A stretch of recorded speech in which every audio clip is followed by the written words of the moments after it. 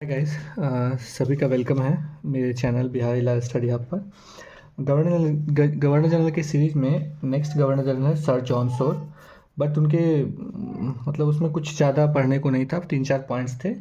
सो मैंने Lord Wellesley की भी वीडियो इसी में बना दी है। सो हम देखेंगे, तो शुरू करते हैं। सर जॉन सोर का कार्यकाल 1793 से 1798 था। ठीक है। इस बंदे ने लॉर्ड कॉर्नवालिस या लॉर्ड वेलेस्ली जैसा कुछ नहीं किया। इसने एज इट इज छोड़ दिया। अहस्तक्षेप की नीति अपनाई। क्या अपनाई? अहस्तक्षेप की नीति। अहस्तक्षेप इसने कुछ भी नहीं किया। न मराठाओं के लिए कैसे संघर्ष किया, न मैसूर से संघर्ष किया, कुछ भी नहीं किया। बस इसने लॉर्ड कॉर्नवालिस का जो परमानेंट सेटलमेंट था उसको आगे बढ़ाया और ब्रिटिश प्रशासन में स्थिरता को बनाए रखा। क्योंकि कॉर्नवालिस के समय में युद्ध हुए थे। कॉर्नवालिस के समय में क्या हुआ था? लॉर्ड कॉर्नवालिस के समय में थर्ड आंग्ल मैसूर युद्ध हुआ था। उसके पहले वारेन हेस्टिंग्स के समय में भी युद्ध हुए थे। ठीक है।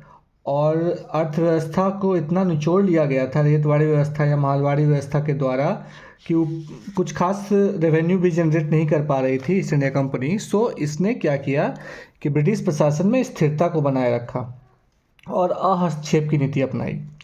ठीक है। और यह देखा जाए तो यह एक अकाउंटेंट और प्रशासक था। इन्हें लॉर्ड टिंगमाउथ भी कहा जाता है। ठीक है। 5 साल तक स्थिरता बनी रही।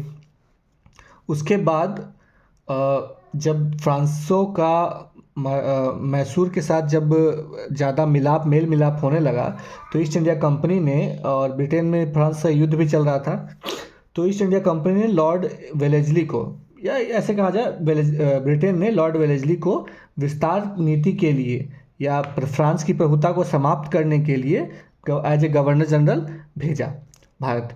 तो इनका कार्यकाल था 1798 से 1805। 1805 में फिर से लॉर्ड कॉर्नवालिस बने थे, बट वो यूपी के गाजीपुर में एक्सपायर कर गए थे। सो हम लॉर्ड कॉर्नवालिस के बारे में अब देखेंगे। लॉर्ड कॉर्नवालिस ने सहायक संधि को लागू किया।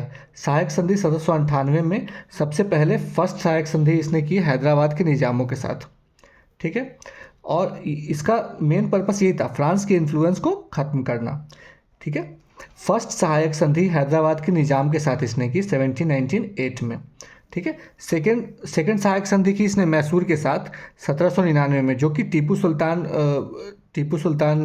जो थे उनके मृत्यु के बाद, जो कि आपका 1799 में हुआ था। श्रीरंगपट्टनम की संधि के तहत टिपू सुल्तान मारा गया। चौथा आंग्ल मैसूर युद्ध, श्रीरंगपट्टनम की संधि 1799 में हुई। उसके बाद इसने सेकंड मैसूर के साथ किया सहायक संधि 1799 में।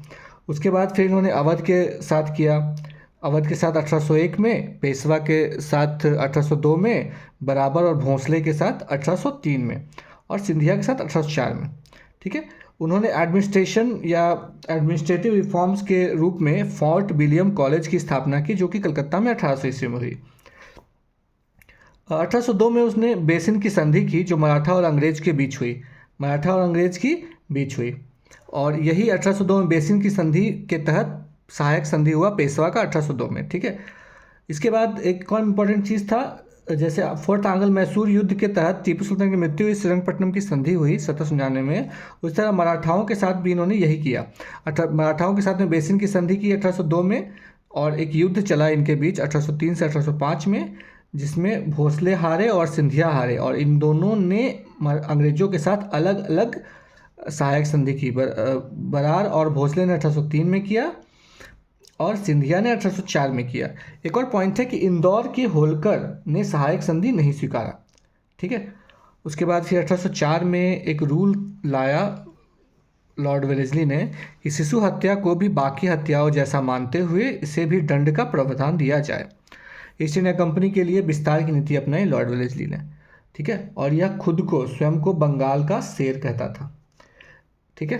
तो ये रैपअप था सर जॉन सोर 1793 से 98। उसके बाद लॉर्ड वेलेस्ली 1798 से 1805। सहायक संधि मेन इसका यही था, सब्सिडरी लाइन सहायक संधि इसने किया था सबसे ज़्यादा इंपॉर्टेंट।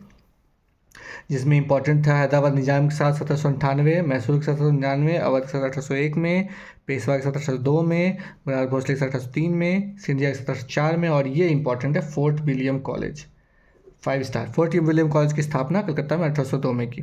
ठीक है, okay, thank you guys. Like करिए, सब्सक्राइब करिए और चैनल को जितना हो सके शेयर कीजिए। Thank you, good day, bye.